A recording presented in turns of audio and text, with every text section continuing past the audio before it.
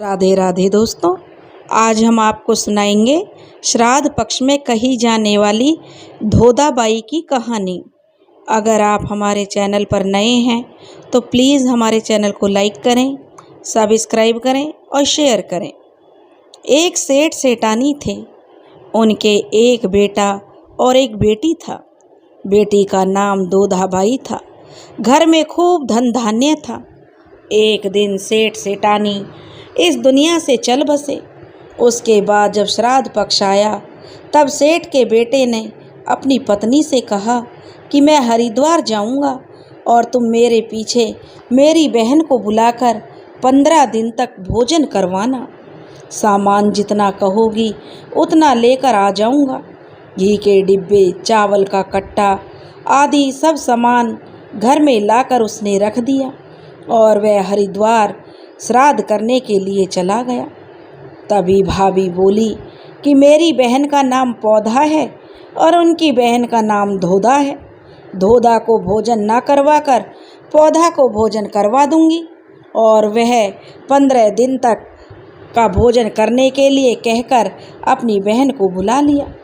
धोधाबाई को काम करने व आटा पीसने के लिए बुला लिया कि धोधाबाई श्राद्ध चल रहे हैं, तुम मेरे घर में आकर आटा पीसने का काम करो। जब भाभी ने काम के लिए बुलाया तो उसने जंगल से लकड़ी लाने का काम छोड़ दिया और अपने जो भाभी के घर काम करने चली जाती। बच्चे कहने लगते, माँ तुम तो ननिहाल चली जाती हो, हमारे लिए राब बनाने के लिए आटा कहाँ से लाओगी? माँ बोली, मैं आटा पीसने जा रही हूँ, वहाँ से आटा छानने में मेरे हाथ भर जाएंगे और कपड़े पर भी आटा गिरेगा। वह घर आकर हाथ व कपड़ों को जब मैं झटकूंगी तो उस आटे जो आटा निकलेगा उस आटे की राब बनाकर मैं तुम्हें पिला दूंगी। लेकिन भाभी ने तो दिन भर का आटा पिसवाया। फिर कहा कि श्राद्ध का काम है, इसलिए अपने कपड़े झटक कर और हाथ धोकर जाना। बेचारी माँ धोधाबाई जब घर गई तो उसके दिन भर के बच्चे भूखे ही सो गए, क्योंकि ना तो कपड़े झटकने से आटा निकला और ना ही हाथ से जो आटा निकला। लकड़ियों का गट्ठड़ भी अब वो नहीं लाती थी। अब बेचारी बड़ी दुखी हो गई कि पहले तो लकड़ियाँ बेचकर काम चला लेती थी। थोड़े दिन हुए कि भाभी ने फिर कहा, बाईसा आपके माँ बाप का दिन है, सो रसोई बनाने के लिए आना है। बच्चे बोले, माँ उस दिन तो हम भूखे सो गए, आज भी क्या हमें भूखा रखोगी? धोधाबाई बोली, नहीं बच्चों, आज तुम्हारे नाना नानी का श्राद्ध है। नाली के आगे तुम कुल्हड़ रख देना। चावल व आटे से भरे हाथ जब मैं नाली में धोऊंगी तो तुम्हारी कुल्हड़ियाँ भर जाएंगी। उस पानी से शाम को घर आकर राब बनाकर तुम्हें पिला दूंगी। लड़का आकर कुल्हड़ियाँ रख दी उसने नाली के पास। अब भाभी ने धोधाबाई से कहा कि बाईसा श्राद्ध का काम है, इसलिए चावल को बर्तन में धो लो और आटे के हाथ भी बर्तन में धो लो, नाली में हाथ मत धोना। बाईसा ने रसोई भी बना दी। ननंद कहने लगी, भाभी मैं जाऊं? तो भाभी बोली, हाँ बाईसा जाओ, पर जब पेड़ हिले तब भोजन करने के लिए आ जाना। नदी के किनारे जाकर बेचारी बैठ गई। ना तो पेड़ हिले ना वह भोजन करने के लिए जाए। शाम होने से जो वह घर आ गई तो बच्चों ने कहा, माँ नाली में पानी तो आया ही नहीं। तो वह बोली, बेटा क्या करूं, तेरी मामी ने हाथ बर्तन में धुलवा दिए। धोधाबाई जाती जाती नदी से 7 कंकड़ लाई थी, क्योंकि जब वह नदी के पास बैठी थी तो उसमें से 7 कंकड़ ले आई और हांडी में डालकर चूल्हे पर चढ़ा दिए। बच्चे बोले कि माँ भूख लगी है। धोधाबाई बोली, बेटा अभी उबल जाएंगे, जब उबल जाएंगे तो डाल दूंगी तुम्हारे खाने के लिए बर्तन में। बच्चों को रोते रोते नींद आ गई और वह स्वयं भी बहुत रोई, क्योंकि ना तो पत्थर गले और ना ही बच्चों ने खाना खाया। आज वह इतनी रोई और सोचने लगी, मैंने कितनी बड़ी गलती की है। लकड़ियाँ की भारी जंगल से लेकर आती थी तो बच्चों को चना लाकर राब करके उनको पिला देती थी। इस तरह बिलखते बिलखते उसे भी नींद आ गई। इधर पितरों की अमावस्या आई तो अब वह दोधा बाई खूब रोने लगी। हरिद्वार में उसका भाई तर्पण कर रहा था। उस समय पानी में रक्त की बूंदें गिरने लगी। भाई ने ब्राह्मण से पूछा, ब्राह्मण देवता ये क्या हो रहा है? तो ब्राह्मण ने बताया कि तेरे तन की सवासनी कल्पी है, इस कारण पानी लाल हो गया है। वह बोला, नहीं पंडित जी, मैं पत्नी को कहकर आया हूँ कि 15 दिन तक मेरी बहन को भोजन करवाना। महाराज, यह बात आपकी झूठी है। पंडित महाराज ने कहा कि नहीं मानते हो तो तेरी इच्छा है, बात तो यही है। भाई तर्पण करता करता उठ गया और वापस घर आते समय रास्ते में ही एक पीपल के पेड़ के नीचे सो गया। पीपल के पेड़ के ऊपर बहुत सारे पितर आपस में बैठे हुए बातें कर रहे थे। कोई कहने लगा, मैंने तो लापसी खाई है। किसी ने कहा कि मैंने चक्की खाई है, तो किसी ने कहा कि घेवर खाया है, पर सेठ सेठानी कुछ नहीं बोले। तभी सारे पितर जो मिलकर सेठ सेठानी से कहने लगे कि आप क्यों नहीं बोल रहे? आपके घर में तो किसी चीज़ की कोई कमी नहीं है, धन भी बहुत है, तुम बोल क्यों नहीं रहे? तुमने क्या खाया है? तब सेठ सेठानी ने कहा कि धन तो बहुत है, परंतु मेरी बहन बेटी ने भोजन नहीं किया, उनका मेरे घर में मान सम्मान नहीं होता, इस कारण हमको भी कुछ हाथ नहीं मिला। वह भाई नीचे सोता हुआ सुन रहा था। पितर कहने लगे कि हम सब मिलकर आपकी बेटी के यहाँ धन करने चलते हैं। और हाथ में एक मूसल और एक चिटिया लेकर सभी पितर दोधा बाई के घर चलते चलते बोलते जाते कि खेम कुशल हाथ में मूसल। सब पितर दोधा बाई के घर का दरवाज़ा खुलवाते हैं। दोधा बाई ने दरवाज़ा खोलो, दोधा बाई दरवाज़ा खोलो। वह नींद में बोली, मैं और मेरे बच्चे भूखे सो रहे हैं, मैं नहीं खोलूँगी। पितर देवता ने कहा कि आप दरवाज़ा खोलो, तो वह कहने लगी कि नहीं। उसे नींद में दरवाज़ा जो जाकर खोल दिया। पितर चीटियाँ लेकर चारों कोने में घूमे, 4 चरु के निकले, चारों कोनों में धन निकलने लगा। एक चिटिया उसको दिया और कहा कि सुबह नहा धोकर चौका बर्तन करके यह चिटियों कढ़ाई में घुमा देना, तेरे मन पसंद का भोजन बन जाएगा, तुम और तेरे बच्चे भोजन कर लें। और पितरों ने कहा कि तुम कल अपने नाना के, क्योंकि नाना पड़वा का श्राद्ध है, तो तुम करना और तुम ब्राह्मण को भोजन करवाना, तेरे आनंद ही आनंद हो जाएगा। सुबह दिन उगते ही वह उठी और चारों कोनों में 4 चरु धन के भरे पड़े थे। फिर उसने नहा धोकर चौका बर्तन किया, कढ़ाई में चिटियों घुमाया, तो जो उनका सालना वह 36 प्रकार के भोजन बन गए। फिर स्वयं बच्चों ने भी भोजन किया और उसने मन में सोचा कि पितर ने कहा था नान का श्राद्ध करना, नान श्राद्ध में पियर वालों को भोजन करवाना जरूरी है। फिर वह भाई भाभी को भोजन करवाने को कहने गई। उधर उसका भाई भी घर पहुंच गया था।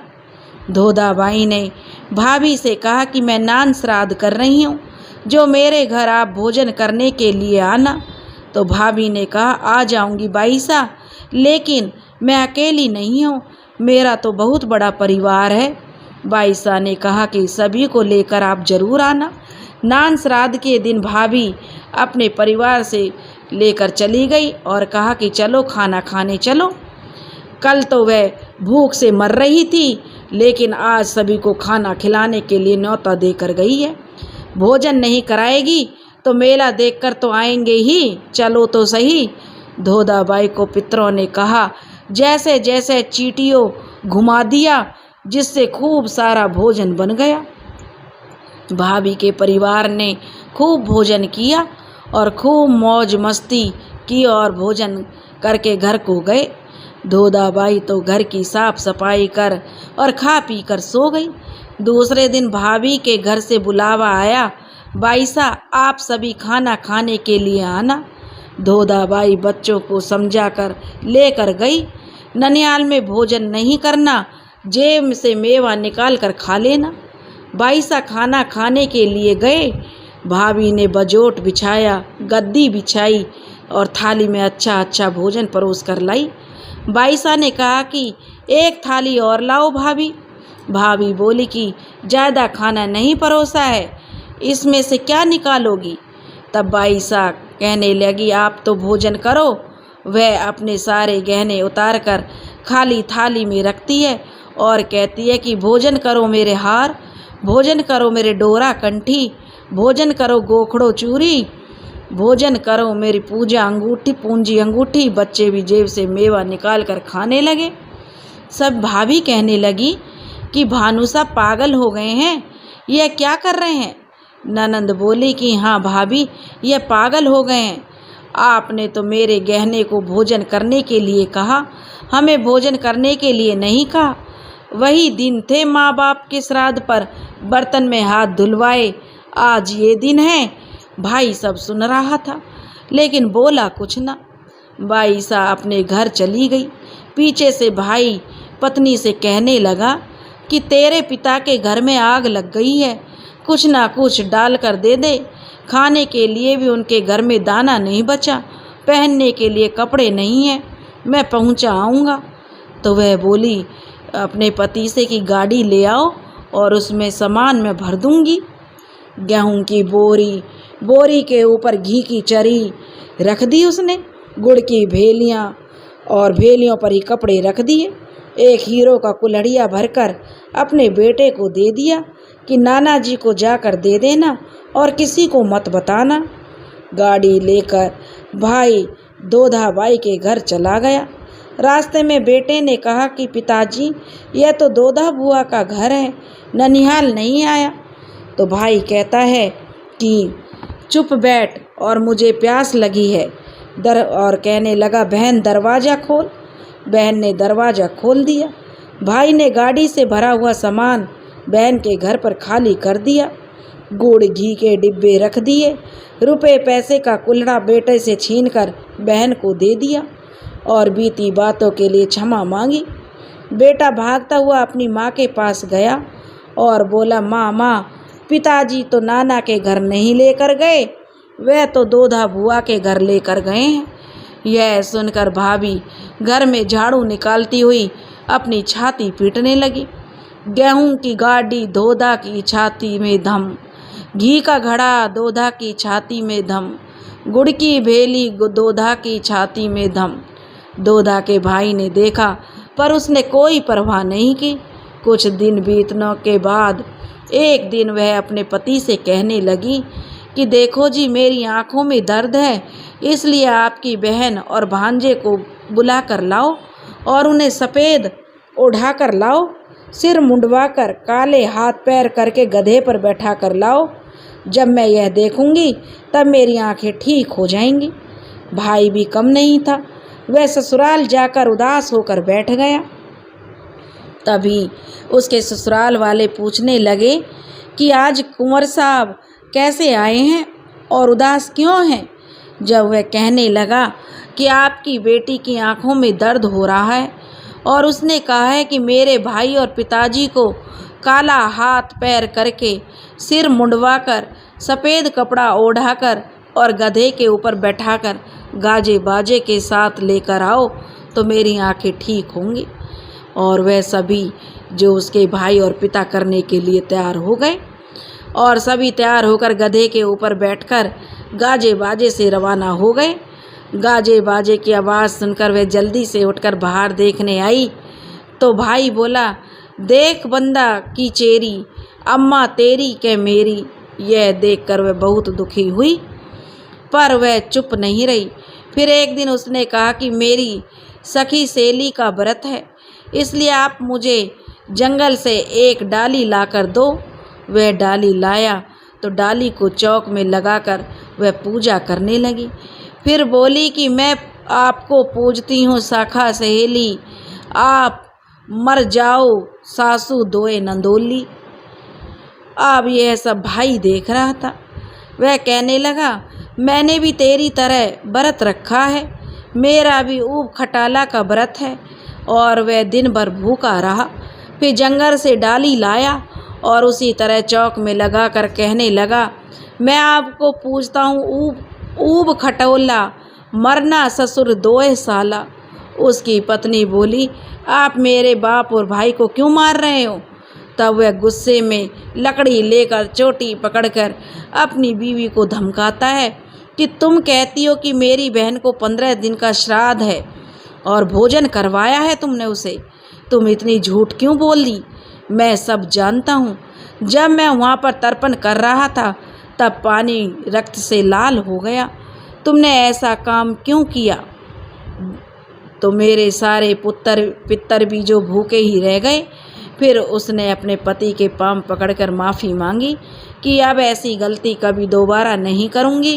दोस्तों, यह पितरों का पर्व होता है। श्राद्ध दिवस 15 दिन 16 दिन के जो आते हैं, इसमें हमें पूरी श्रद्धा से अपने बहन भांजों को जितनी भी जिसकी सामर्थ्य है बुलाकर उन्हें खाना खिलाना चाहिए और अपने पितरों के निमित्त जो भी श्राद्ध कर्म है वे हमें करने चाहिए, जिससे हमारे ऊपर हमारे पितरों की जो कृपा बरसती है।